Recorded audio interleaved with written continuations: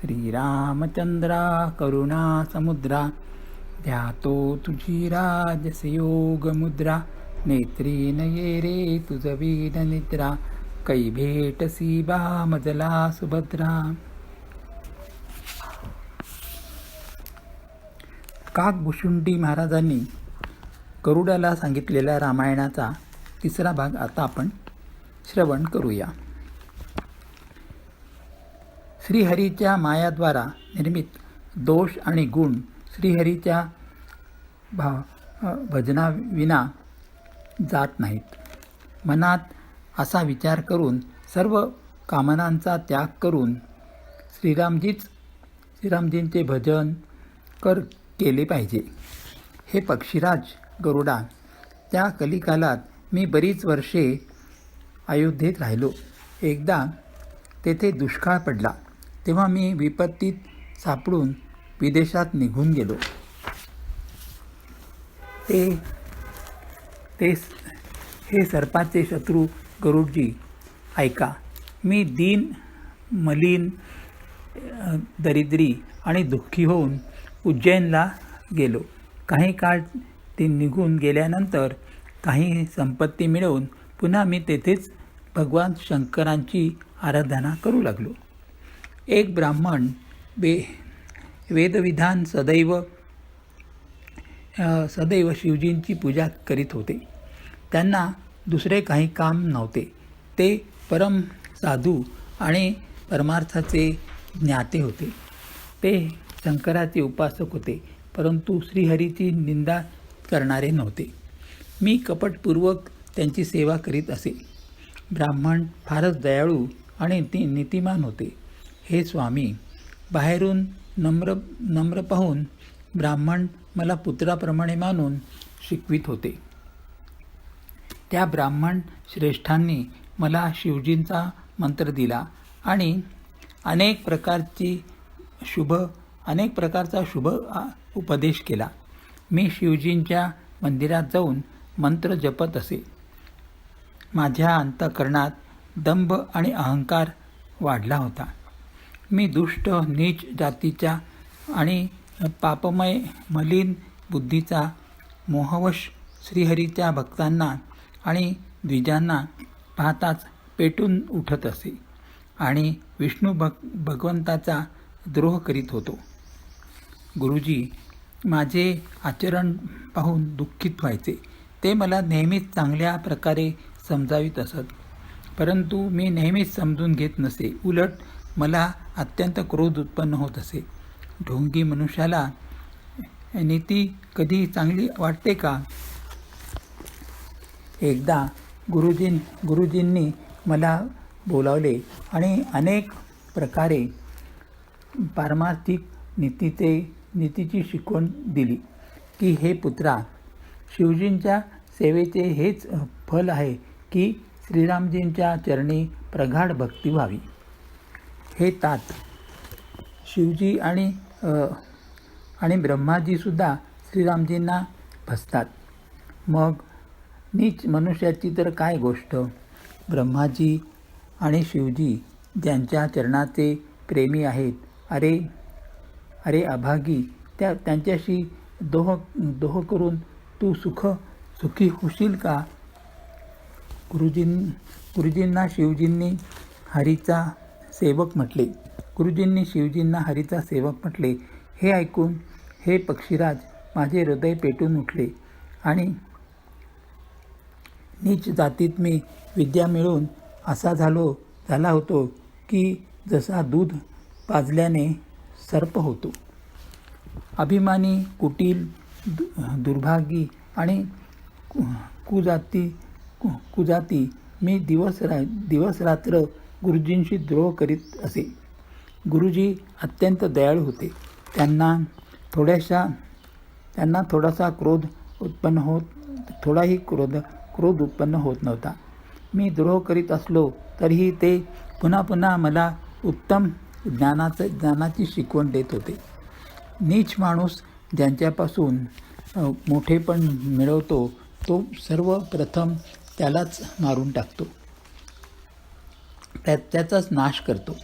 हे बंधू ऐक, अग्नीपासून निर्माण झालेला धूर मेघाची पदवी प्राप्त करून त्याच अग्नीला विझवून टाकतो ना. धूळ रस्त्यात निरादरपणे पडलेली असते आणि नेहमीच सर्वांच्या लाथांचा भार सहन करत असते. परंतु वायू तिला जेव्हा उडवतो, वर उचलतो, तेव्हा सर्वप्रथम ती त्यालाच भरून टाकते आणि मग राजांच्या नेत्रात आणि मुकुटावर पडते. हे पक्षीराज गरुडजी, ऐका. ही गोष्ट समजून घेऊन बुद्धिमान लोक अधमाची संगत करीत नाहीत. कवी आणि पंडित अशा नीती सांगतात की दुष्टांशी कलह करणेही चांगले नाही आणि प्रेम करणेही चांगले नाही. हे गोस्वामी, त्याच्यापासून तर नेहमी उदासीनच राहिले पाहिजे. दुष्टाला कुत्र्यासारखे दुरूनच त्यागले पाहिजे. मी दुष्ट होतो. अंतःकरणात कपट आणि कुटिलता भरलेली होती. गुरुजी हिताची गोष्ट सांगत होते, परंतु ती मला आवडत नव्हती. एक दिवस मी शिवजींच्या मंदिरात शिवनाम जपत होतो. त्यावेळी गुरुजी तेथे आले, परंतु अभिमानामुळे मी उठून त्यांना प्रणाम केला नाही. गुरुजी दयाळू होते. माझा दोष पाहूनही त्यांनी काही म्हटले नाही. त्यांच्या अंतःकरणात लेशमात्रसुद्धा क्रोध आला नाही. परंतु गुरूंचा अपमान फार मोठे पाप आहे, म्हणून महादेवजी तो सहन करू शकले नाहीत. मंदिरात आकाशवाणी झाली की, अरे हतभागी, मूर्ख, अभिमानी, जरी तुझ्या गुरुजींना क्रोध आला नाही ते अत्यंत कृपाळू चित्ताचे आहेत आणि त्यांना पूर्ण तसेच यथार्थ ज्ञान आहे त्यांचेच, तरी पण हे मूर्खा, तुला मी शाप देतो, कारण की नीतीचा विरोध मला आवडत नाही. अरे दुष्टा, जर मी तुला शिक्षा केली नाही तर माझा वेदमार्गच भ्रष्ट होऊन जाईल. जे मूर्ख गुरूंशी ईर्ष्या करतात ते कोट्यावधी युगापर्यंत रौरक व नरकात पडून राहतात. मग तेथून बाहेर पडून ते तिर्यक जे पशुपक्षी इत्यादी योनींमध्ये शरीर धारण करतात आणि 10,000 जन्मांपर्यंत दुःख प्राप्त करीत राहतात. अरे पाप्या, गुरुजींच्या समोर अजगरासारखा बसून राहिलास ते. अरे दुष्टा, तुझी बुद्धी पापाने झाकली आहे, म्हणूनच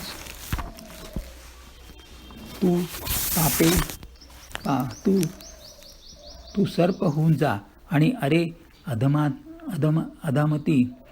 अधम, मी अधोगती सर्पाची नीच योनी प्राप्त करून कोण्या झाडाच्या ढोलीत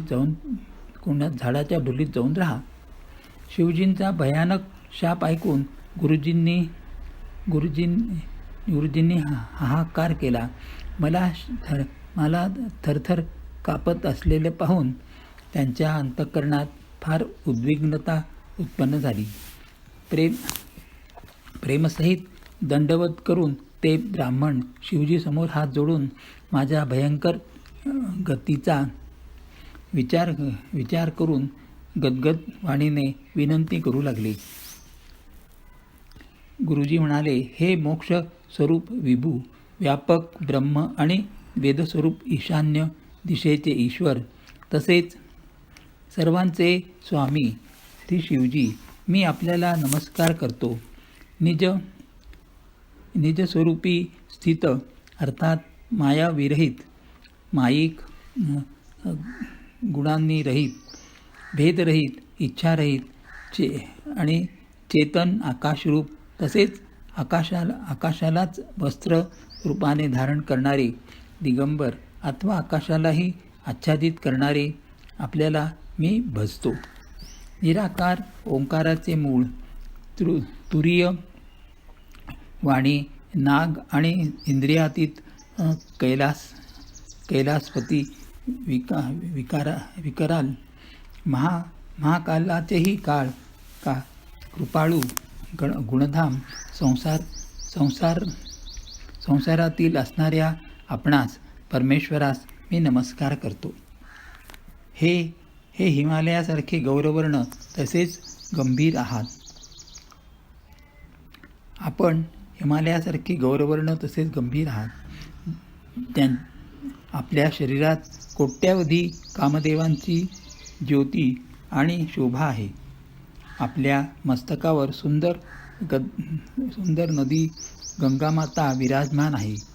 आपल्या ललाटावर द्वितीयेचा चंद्रमा आणि गळ्यात सर्प सुशोभित होत आहे. आपल्या कानात कुंडल, हातात कुंडल हालत आहेत. सुंदर भ्रुकुटी आणि विशाल नेत्र आहेत, जे प्रसन्नमुख, नीलकंठ आणि दयाळू आहेत. सिंहधर्माचे वस्त्र आपण धारण केलेले आहे आणि मुंडमाला आपण परिधान केले आहे. सर्वांचे प्रिय असलेल्या त्या श्री शंकरजींना मी भजतो, मी नमस्कार करतो. प्रचंड श्रेय तेजस्वी परमेश्वर, अखंड अजन्मा, कोट्यावधी सूर्यासमान प्रकाशवान, तिन्ही प्रकारच्या दुःखांचे निर्मूलन करणारे, हातात त्रिशूळ धारण केलेले भगवान, प्रेमाने प्राप्त होणारे भवानीचे पती श्री शंकरजींना मी भजतो. कालातीत कल्याणस्वरूप कल्पाचा अंत करणारे, सज्जनांना सदैव आनंद देणारे, त्रिपुर शत्रू, सच्चिदानंद घन, मोहहारक, मनोमंथन करणाऱ्या कामदेवांचे शत्रू, हे प्रभू आपण प्रसन्न व्हावे. जोपर्यंत पार्वतीपती असलेल्या आपल्या चरण कमलांना मानव भजत नाही, तोपर्यंत त्यांना इहलोकात आणि परलोकात सुख शांती मिळत नाही आणि त्यांच्या दुःखाचा नाशही होत नाही. म्हणून हे समस्त जीवांच्या अंतःकरणात निवास करणारे प्रभू प्रसन्न व्हावे. मी योग जाणत नाही, जप जाणत नाही आणि पूजाही जाणत नाही. हे शंभू, मी तर सदा सर्वदा आपल्यालाच नमस्कार करतो. हे प्रभू, वृद्धता तसेच जन्ममृत्यूच्या दुःख समूहामुळे जळत असलेल्या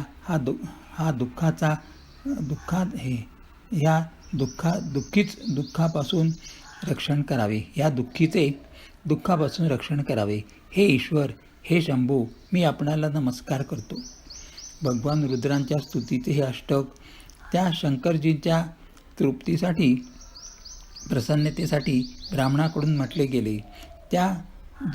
जी माणसे हे भक्तिपूर्वक पठन करतात त्यांच्यावर भगवान शंभू प्रसन्न होतात. सर्वज्ञ शिवजींनी विनंती ऐकली आणि ब्राह्मणाचे प्रेम पाहिले. तेव्हा मंदिरात आकाशवाणी झाली, हे द्विजश्रेष्ठ, वर माग. ब्राह्मणाने म्हटले, हे प्रभू, जर आपण मजवर प्रसन्न आहात आणि हे नाथ, जर या दिनावर आपला स्नेह आहे, तर प्रथम आपल्या चरणांची भक्ती देऊन मला दुसरा वर द्यावा.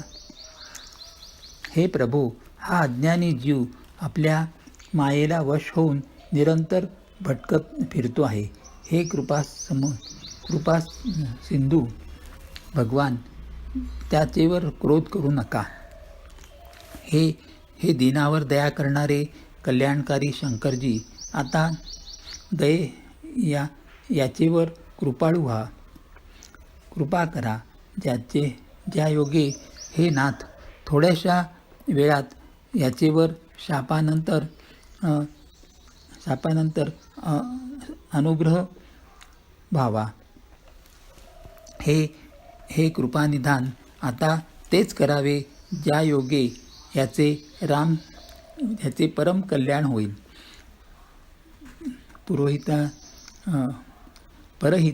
परहिताने ओथंबलेली ब्राह्मणाची वाणी ऐकून पुन्हा आकाशवाणी झाली. एवमस्तु, असेच होईल. जरी याने भयानक पाप केले आहे आणि मी सुद्धा याला क्रोधाने शाप दिला आहे, तरीसुद्धा तुमची साधुता पाहून मी ह्याच्यावर विशेष कृपा करीन. हे द्विज, जे क्षमाशील तसेच परोपकारी असतात ते मला तसेच प्रिय आहेत,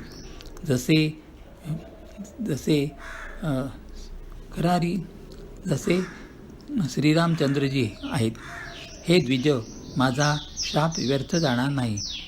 याला 1000 जन्म अवश्यच घ्यावे लागतील.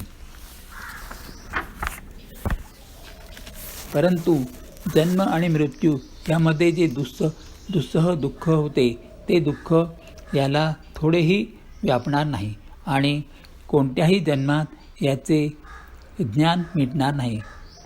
हे शूद्र, माझे प्रामाणिक वचन ऐक.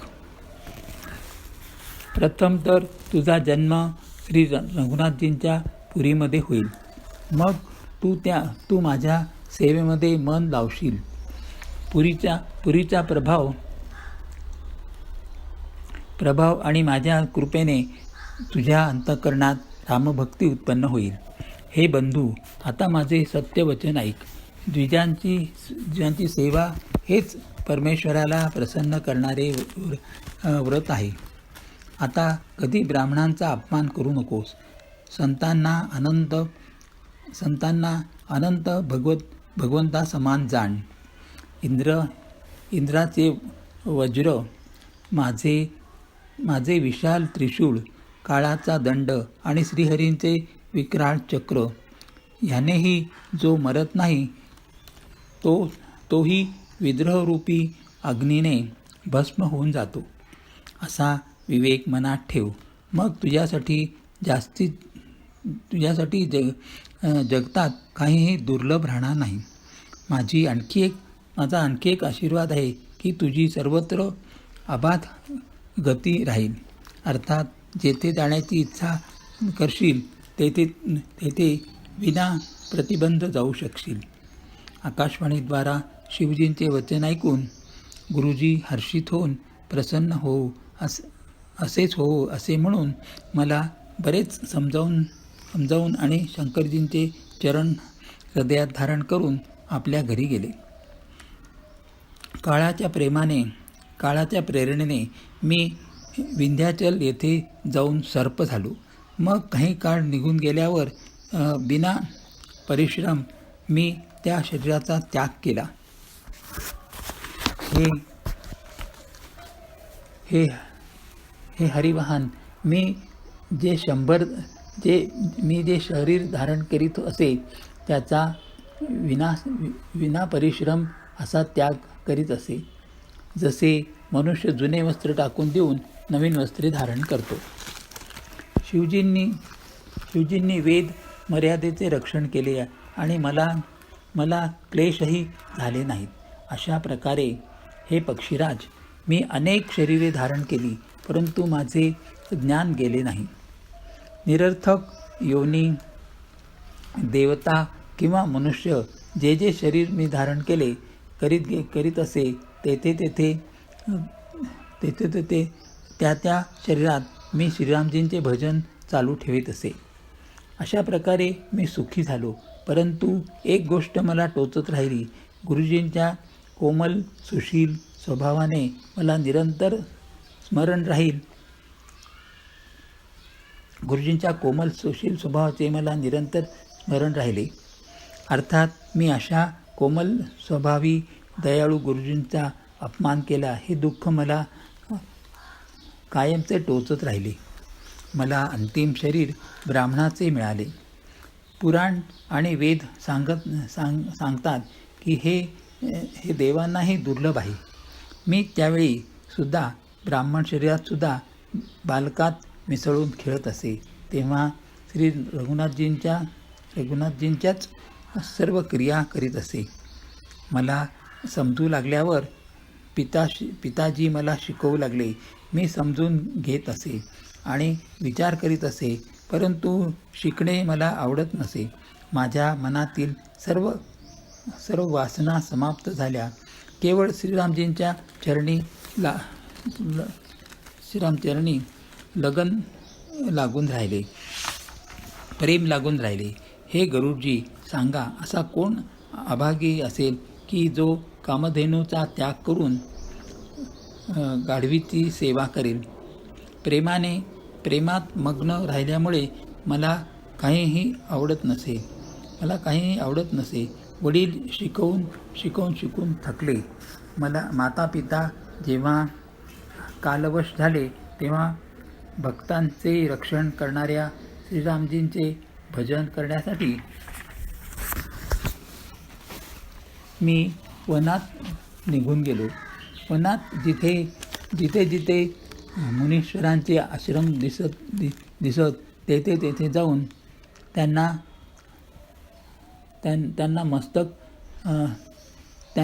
नतमस्तक होत असे. हे गरुडजी, त्यांना मी श्रीरामजींच्या गुणांच्या कथा विचारित असे. ते सांगत असत आणि मी हर्षित होऊन ऐकत असे. अशा प्रकारे मी सर्वदा श्रीहरीचे गुणानुवाद ऐकत फिरत असे. शिवजींच्या कृपेने माझी सर्वत्र अबाधित गती होती. अर्थात मी जेथे जाण्याची इच्छा करीत असे तेथे जाऊ शकत असे. माझ्या तिन्ही प्रकारच्या पुत्र, धन, मान यांच्या दृढ प्रबल वासना निघून गेल्या आणि अंतःकरणात हीच एक लालसा अत्यंत वाढली की जेव्हा श्रीरामजींच्या चरणकमलांचे दर्शन होईल तेव्हाच मी आपला जन्म सफल झाला असे समजेन. ज्यांना मी विचारित असे ते सर्व मुनी असे म्हणत की ईश्वर सर्वभूतमय आहे. हे निर्गुण मत मला आवडत नसे. अंतःकरणात सगुण ब्रह्मावर प्रेम वाढत होते. गुरुजींच्या वचनांचे स्मरण करून माझे मन श्रीरामजींच्या चरणी दृढ होऊन राहिले होते. मी क्षणाक्षणाला नवनवीन प्रेम प्राप्त करीत श्री रघुनाथजींचे यशगान करीत होतो. सुमेरू पर्वताच्या शिखरावर वडाच्या छायेत लोमश मुनी बसले होते. त्यांना पाहून मी त्यांच्या चरणी नतमस्तक झालो आणि अत्यंत दीनवचन म्हटले. हे पक्षीराज, माझे अत्यंत नम्र आणि कोमल वचन ऐकून कृपाळू मुनी मला आदरपूर्वक विचारू लागले, हे ब्राह्मण, आपण कोणत्या कार्यास्तव येथे आला आहात? तेव्हा मी म्हटले, हे कृपानिधी, आपण सर्वज्ञ आहात आणि सुजान आहात. मी भगवान मला सगुण ब्रह्माची आराधना सांगावी. म्हणून हे पक्षीराज, मुनीश्वरांनी श्री रघुनाथजींच्या गुणांच्या काही कथा आदरसहित मला सांगितल्या. नंतर ते ब्रह्मज्ञानपरायण विज्ञानवान मुनी मला परम अधिकारी समजून ब्रह्माचा उपदेश करू लागले की ब्रह्म अजन्म आहे, अद्वैत आहे, निर्गुण आहे आणि अंतःकरणाचे स्वामी आहेत. त्यांचे कोणी बुद्धीद्वारा मोजमाप करू शकत नाही. ते इच्छारहित, नामरहित, रूपरहित, अनुभवाने जाणण्यायोग्य, अखंड आणि उपमारहित आहेत. ते मनातील आणि इंद्रियातील निर्मल, विनयशील, निर्विकार, सीमारहित आणि सुखराशी आहेत.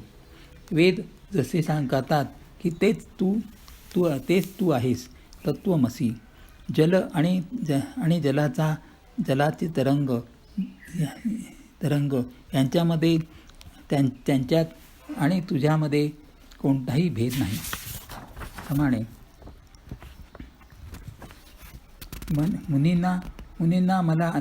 मुनींनी मला अनेक प्रकारे समजावले, परंतु निर्गुण मत माझ्या अंतःकरणात पटले नाही. मी पुन्हा मुनींच्या चरणी नतमस्तक होऊन म्हटले, हे मुनीश्वर, मला सगुण ब्रह्माची उपासना सांगावी. माझे मन रामभक्तिरूपी जलामध्ये मासा होत आहे, त्यामध्ये रमत आहे. हे चतुर मुनीश्वर, आता अशा स्थितीत ते त्यापासून वेगळे कसे होऊ शकेल बरे? आपण दया करून आपण तोच उपदेश करावा, ज्या योगे मी श्री रघुनाथजींना माझ्या डोळ्याने पाहू शकेन. प्रथम डोळे भरून मी श्रीरामजींना पाहीन, मगच निर्गुण उपदेश ऐकेन. मुनींना मग अनुपम मुनींनी मग अनुपम हरिकथा सांगून सगुण मताचे खंडन करून निर्गुणाचे निरूपण केले. नंतर मी निर्गुण मत हरवून खंडन करून बराच अट्टहास करून सगुणाचेच निरूपण करू लागलो. मी उत्तर प्रत्युत्तर केले. त्यामुळे मुनींच्या शरीरात क्रोध चिन्हे निर्माण झाली. हे प्रभो, ऐकावे. खूप अपमान केल्यानंतर ज्ञानांना सुद्धा अंतःकरणात क्रोध उत्पन्न होतो. जर कोणी चंदनाचे लाकूड खूप घासले तर त्याच्यातूनही अग्नी प्रकट होईल ना. मुनी पुन्हा क्रोधासहित ज्ञान निरूपण करू लागले. तेव्हा मी बसल्या माझ्या मनात अनेक प्रकारचे अनुमान करू लागलो.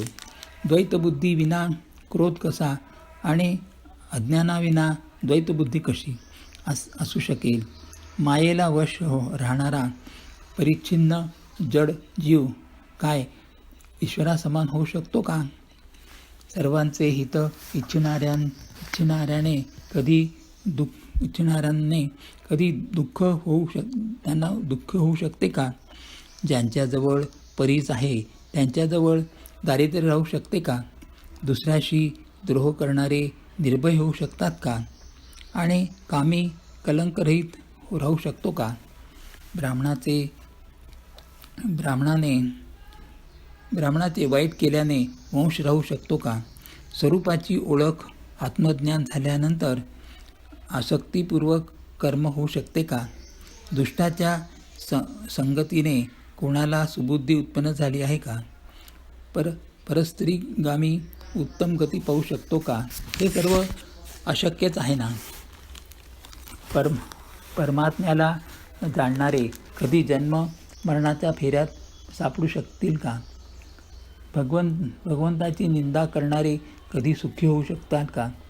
नीती न जाणता राज्य राहू शकते का? श्रीहरींचे चरित्र वर्णन केल्यावर पाप राहू शकते का? पुण्याविना पवित्र यश प्राप्त होऊ शकते का?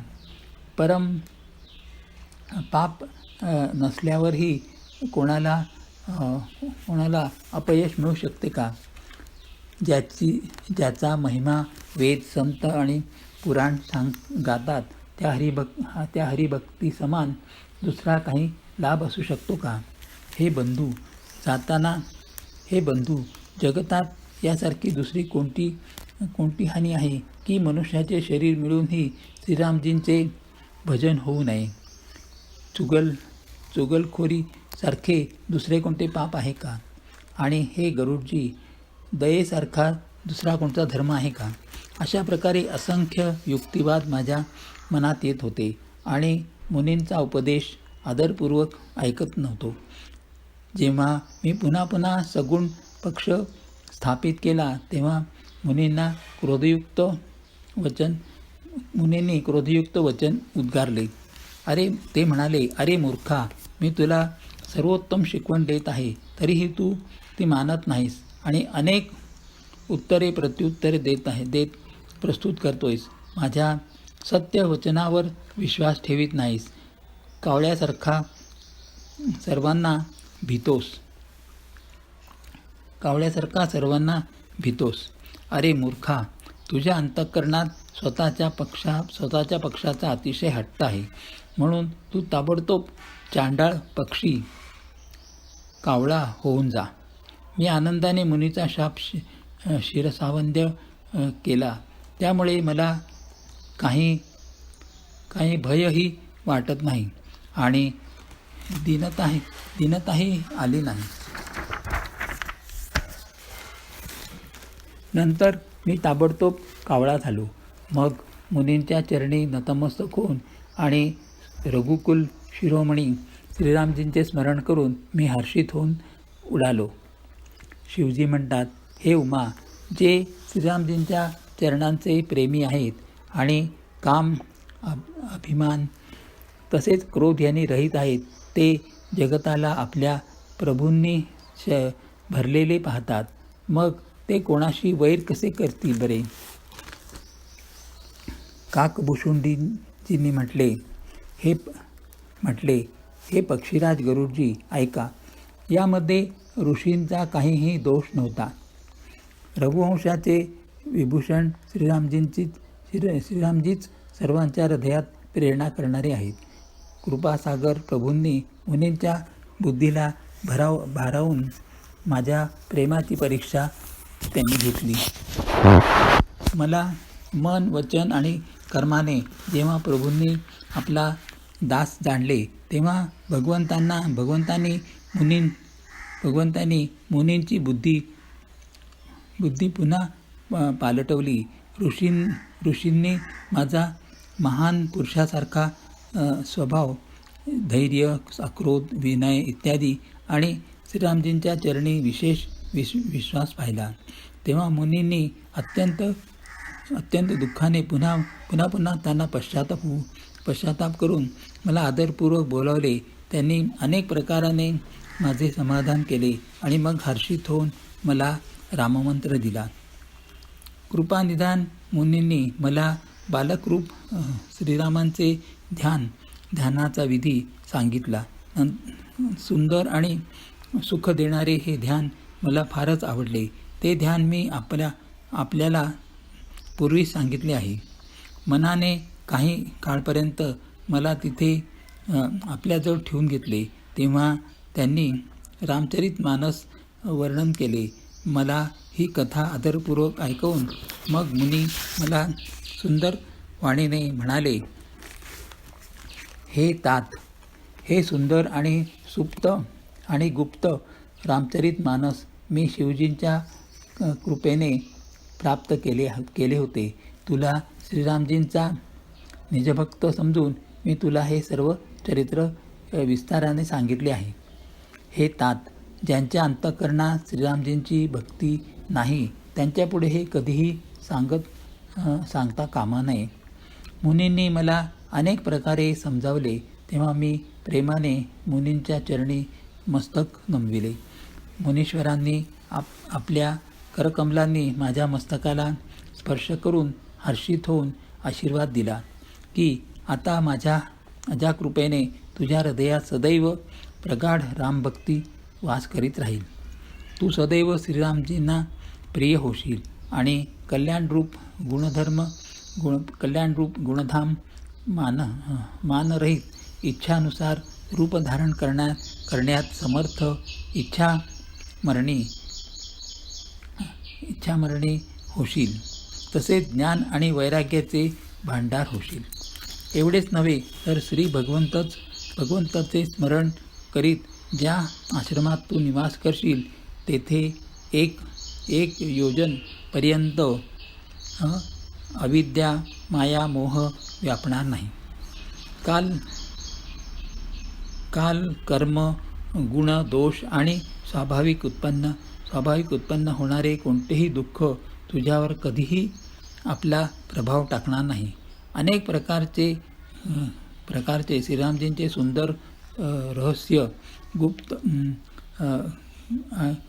गुप्त धर्म गुप्त धर्मचरित्र आणि गुण जे इतिहास आणि पुराणामध्ये गुप्त आणि प्रकट आहेत त्यांचे आहेत ते तू ते सर्व जाणशील. तू ती सर्व विना परिश्रमच जाणशील. श्रीरामजींच्या चरणी तुझी नित्य नवे प्रेम होईल. तुझ्या मनात तू जी काही इच्छा करशील श्रीहरींच्या कृपेने त्याची पूर्णता होण्यास काहीही कठीण होणार नाही. हे धीरबुद्धी गरुडजी ऐका. मुनींचा आशीर्वाद ऐकून आकाशात गंभीर ब्रह्मवाणी झाली की हे ज्ञानी मुनी, तुमचे वचन असेच होईल, सत्य होईल. हा कर्म मन आणि वचनाने माझा भक्त आहे. आकाशवाणी ऐकून मला अत्यंत आनंद झाला. मी प्रेमात मग्न होऊन गेलो आणि माझा सर्व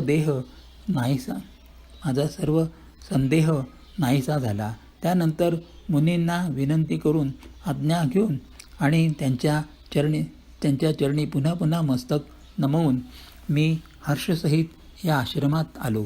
प्रभू श्रीरामजींच्या कृपेने मी दुर्लभ वर प्राप्त केला होता. हे पक्षीराज, मला येथे निवास करून 27 कल्प होऊन गेले आहेत. मी येथे नेहमी श्री रघुनाथजींचे गुणगान करीत असतो आणि चतुर पक्षी ते आदरपूर्वक ऐकतात. अयोध्यापुरीत ज्या वेळी श्री रघुवीर भक्तांच्या हितासाठी मनुष्य शरीर धारण करतात त्यावेळी मी जाऊन श्रीरामजींच्या नगरीत राहतो आणि प्रभूंची शिशुलीला पाहून सुख प्राप्त करतो. नंतर हे पक्षीराज, श्रीरामजींचे शिशुरूप हृदयात धारण करून मी माझ्या आश्रमात येतो. ज्या कारणाने मी कावळ्याचा देह प्राप्त केला ती सर्व कथा आपल्याला मी सांगितली. हे तात, मी आपल्या सर्व प्रश्नांची उत्तरे सांगितली आहे. श्रीरामभक्तीचा महिमा फार मोठा आहे. मला माझे हे कावळ्याचे शरीर एवढ्यासाठी प्रिय आहे की याच्याकडून मला श्रीरामजींच्या चरणांचे प्रेम प्राप्त झाले. याच शरीराने मला माझ्या प्रभूंचे दर्शन मिळाले आणि माझा सर्व संदेह नाहीसा झाला. मी हट्ट करून भक्तिपदावर दृढ राहिलो. त्यामुळे महर्षी लोमशीजींनी मला शाप दिला. परंतु त्याचा परिणाम असा झाला की मुनींनाही दुर्लभ असणारे वरदान मी मिळविले. भजनाचा प्रताप तर पहा. जे भक्तीचे असे महात्म्य जाणूनही ती सोडून देतात आणि केवळ ज्ञानासाठी श्रम करतात ते मूर्ख घरी उभी असलेली कामधेनू सोडून दुधासाठी रुईचे झाड शोधत फिरतात. हे पक्षीराज ऐका. जे लोक श्रीहरीची भक्ती सोडून दुसऱ्या उपायाने सुख इच्छितात ते मूर्ख आणि जड कृती करणारे दुर्दैवी जहाजविना पोहून महासमुद्राचा पार जाऊ इच्छितात. शिवजी म्हणतात, हे भवानी, भुशुंडीचे वचन ऐकून गरुडजी हर्षित होऊन कोमल वाणीने म्हणाले, हे प्रभू, आपल्या प्रसादाने माझ्या हृदयात आता संदेह, शोक, मोह आणि भ्रम काहीच राहिला नाही. मी आपल्या कृपेने श्रीरामचंद्रजींचे पवित्र गुणसमूह ऐकले आणि शांती प्राप्त केली. हे प्रभू, आता मी अजून एक गोष्ट आपणास विचारतो. हे कृपासागर, मला समजावून सांगा. संत, मुनी, वेद आणि पुराण असे सांगतात की ज्ञानासमान दुर्लभ काहीही नाही. हे गोस्वामी, तेच ज्ञान मुनींनी आपणास सांगितले, परंतु आपण भक्ती समान त्याचा आदर केला नाही. हे कृपाधाम, हे प्रभू, ज्ञान आणि भक्ती यामध्ये किती अंतर आहे हे मला सांगावे. गरुडजींचे वचन ऐकून सुजाण काकभूषुंडजींनी सुख सुख मानले. गुरुजींनी काकभूषणजींनी सुख मानले आणि आदरपूर्वक म्हटले, भक्ती आणि ज्ञानात काहीच अंतर नाही. दोन्हीही संसारापासून उत्पन्न झालेले क्लेश हरण करतात. हे नाथ, मुनीश्वर त्यांच्यात काही अंतर सांगतात. हे परीक्षे मुनीश्वर यांच्यात काही अंतर सांगतात. हे पक्षी श्रेष्ठ, ते सावधान होऊन ऐका. हे हरिवाहन ऐका. ज्ञान, वैराग्य, योग, विज्ञान हे सर्व पुरुष आहेत. पुरुषांचा प्रताप सर्व प्रकारे प्रबल असतो, अचल असतो. अबला माया स्वाभाविकच निर्बल आणि जातीनेच जड असते. परंतु जो वैराग्यमान आणि धीरबुद्धी पुरुष आहे तोच स्त्रीचा त्याग करू शकतो. हे कामी पुरुष जे विषयांना वश आहेत, त्यांचे गुलाम आहेत आणि श्री रघुवीरांच्या चरणांपासून विमुख आहेत, ते त्याग करू शकत नाहीत. ते ज्ञानाचे भंडार मुनीसुद्धा मृगनयनीच्या चंद्रमुखाला पाहून विवश होतात. हे गरुडजी, साक्षात भगवान विष्णूंची माया हीच स्त्री रूपाने प्रकट आहे. येथे मी काही पक्षपात ठेवत नाही. वेद, पुराण आणि संतांचे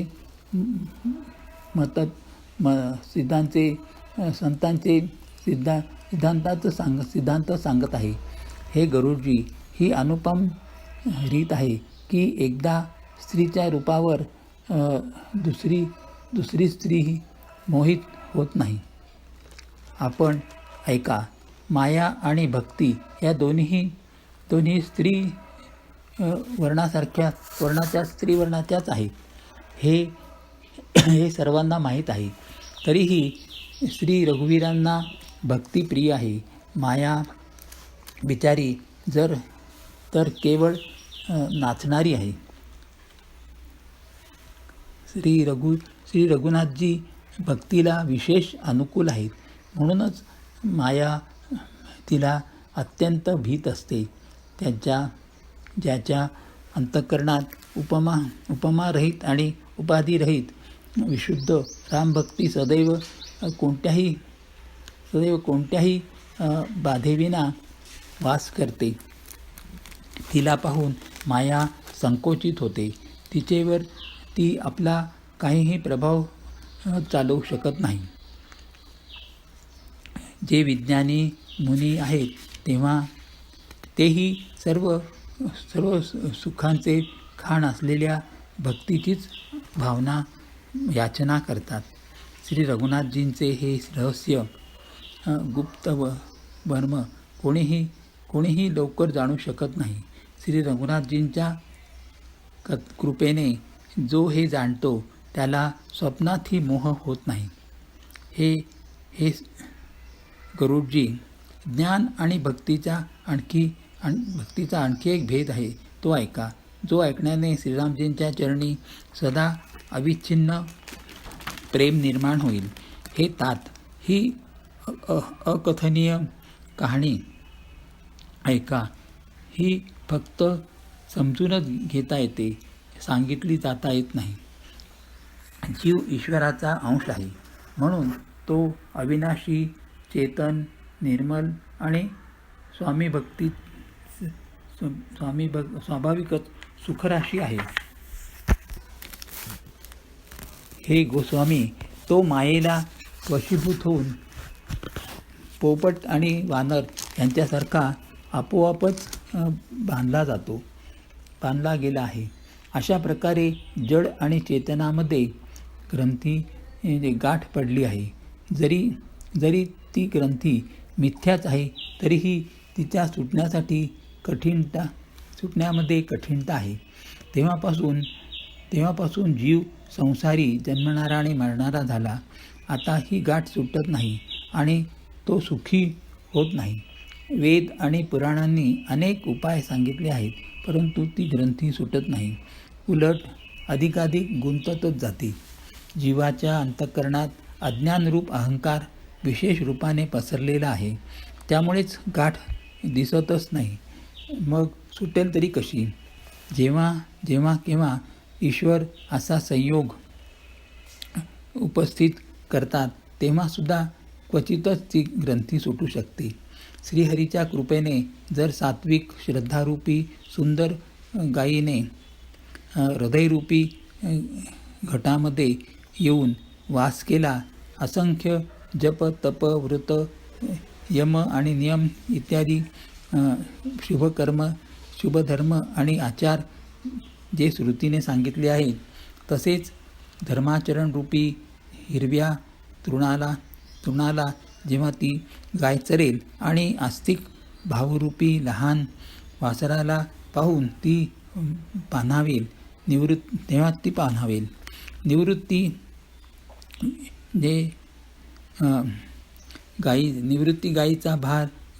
गायीची धार काढताना मागील पायास बांधण्याची दोरी आहे विश्वास. भांडे आहे निर्मल मन. ते स्वतःच आपला दास आहे.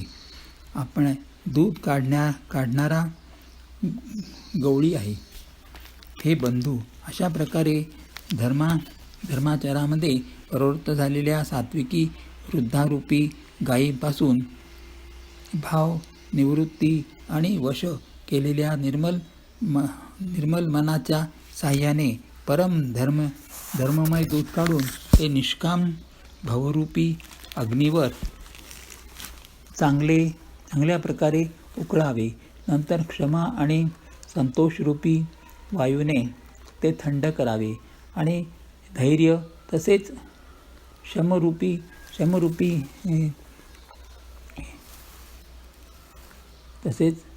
शमरूपीचे विरजण घालून त्याचे दही लावावे. मग मुदतीरूपी मातीच्या कळशीमध्ये तत्वविचाररूपी रवीने दमाच्या आधाराने आणि सत्य आणि सुंदर वाणीरूपी दोरी लावून त्याला घुसळावे आणि घुसळून त्यातून निर्मळ सुंदर आणि अत्यंत पवित्र असे वैरागरूपी लोणी काढून घ्यावे. मग योगरूपी अग्नी प्रकट करून त्यात समस्त शुभाशुभ कर्मरूपी इंधन घालावे. सर्व कर्मांना योगरूपी अग्नीत भस्म करून टाकावे. जेव्हा वैराग्यरूपी लोण्याचा ममतारूपी मळ जळून जाईल, तेव्हा उरलेल्या ज्ञानरूपी तुपाला निश्चयात्मिका बुद्धीने थंड करावे. त्यावेळी विज्ञानरूपिणी बुद्धी त्या ज्ञानरूपी निर्मळ तुपाला प्राप्त करते. त्याने चित्तरूपी दिवा भरून समतेची ठाणई जी दिवा ठेवण्याची दिवई बनवून त्यावर त्या दिव्याला दृढतापूर्वक ठेवावी. जागृती, स्वप्न आणि सुषुप्ती तिन्ही अवस्था आणि सत्वरज तम तिन्ही गुणरूपी कापसाच्या बोंडातून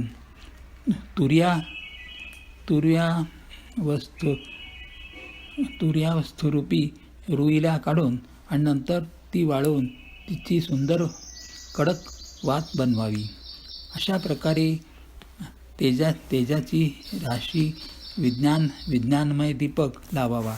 ज्याच्याजवळ जाताच मंद इत्यादी रूपी सर्व पतंगे जळून जावेत. तर जाताच मद इत्यादी रूपी मद आवे. मोह सोहमस्मी मी ब्रह्म आहे ही जी अखंड तैल धारणवत कधी न तुटणारी वाती आहे, तीच त्या ज्ञानदीपकाची परमप्रचंड दीपशाखा आहे.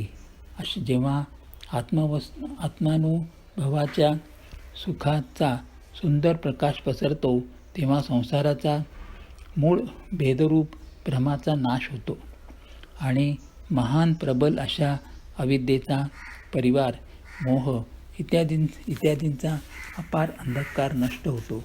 तेव्हा तीच विज्ञानरूपिणी बुद्धी आत्मानुभवरूप प्रकाशाला प्राप्त करून हृदयरूपी घरात बसून त्या जड चेतनाची गाठ सोडते. जेव्हा ती विज्ञानरूपिणी बुद्धी त्या गाठीला सोडवते तेव्हाच हा जीव कृतार्थ होतो. परंतु हे पक्षीराज गुरुजी गाठ सुटत आहे हे जाणून माया त्यावेळी अनेक विघ्न करते. हे बंधू, ती अनेक वृद्धिसिद्धींना पाठवते ज्या येऊन बुद्धीला लोभ दाखवितात आणि त्या वृद्धिसिद्धी कला बल आणि छल कपट करून जवळ जातात आणि पदराच्या वाऱ्याने त्या ज्ञानरूपी दिव्याला विझवून टाकतात. जर बुद्धी अत्यंत सावधान असेल तर ती वृद्धिसिद्धींना अहितकारी हानिकारक समजून त्यांच्याकडे बघत नाही. अशा प्रकारे जर मायेच्या विघ्नापासून बुद्धीला बाधा झाली नाही तर देवता उपाधी करतात. इंद्रियांची द्वारे ही हृदयरूपी घराला अनेक झरोके आहेत. तेथे प्रत्येक झरोक्यावर देवता ठाण मांडून बसलेले असतात. विषयरूपी हवा येत आहे हे पाहताच आग्रहपूर्वक दरवाजा उघडून देतात. तो सोसाट्याचा वारा हृदयरूपी घरात जाताच विज्ञानरूपी दीपक विझला जातो आणि सर्व ग्रंथीही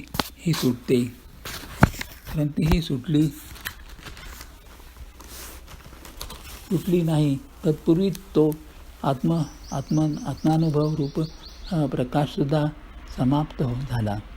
विषयरूपी हवेने बुद्धी व्याकुळ झाली आणि सारे केले करवलेले नष्ट झाले. इंद्रिये आणि त्यांच्या देवतांना ज्ञान स्वाभाविकच रुचत नाही, कारण त्यांची विषय भोगात नेहमीच प्रीती असते आणि बुद्धीलाही विषयरूपी हवेने वेडी बनवलेली असते. मग पुन्हा त्या ज्ञानदीपकाला त्याच रीतीने कोण प्रज्वलित करेल बरे? अशा प्रकारे ज्ञानदीपक विझल्यावर मग पुन्हा जीव अनेक प्रकारे संस्कृतीमध्ये जन्ममरणाचे क्लेश भोगतो. हे पक्षीराज, हरीची माया अत्यंत दुस्तर आहे. तिला सहजासहजी पार करणे शक्य नाही. ज्ञान सांगण्यास समजाविण्यास कठीण समजायला कठीण, साध्य करण्यालाही कठीण आहे. जर घृणाक्षयाने संयोगवश कदाचित ते ज्ञान जरी प्राप्त झाले तरी पण ते स्थिर ठेवण्यास अनेक विघ्ने असतात. ज्ञानाचा मार्ग कृपणाच्या धारेसमान आहे. कृपाणाच्या धारेसमान आहे. हे पक्षीराज, या मार्गावरून घसरायला वेळ लागत नाही. जो या मार्गावरून निर्विघ्नपणे निभावून जातो तोच कैवल्यरूप मोक्षरूप परमपद प्राप्त करतो.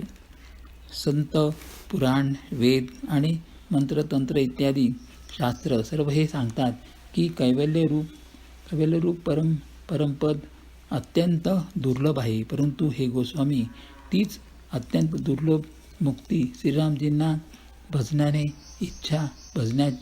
इच्छा केली नाही तरीही जबरदस्तीने प्राप्त होते.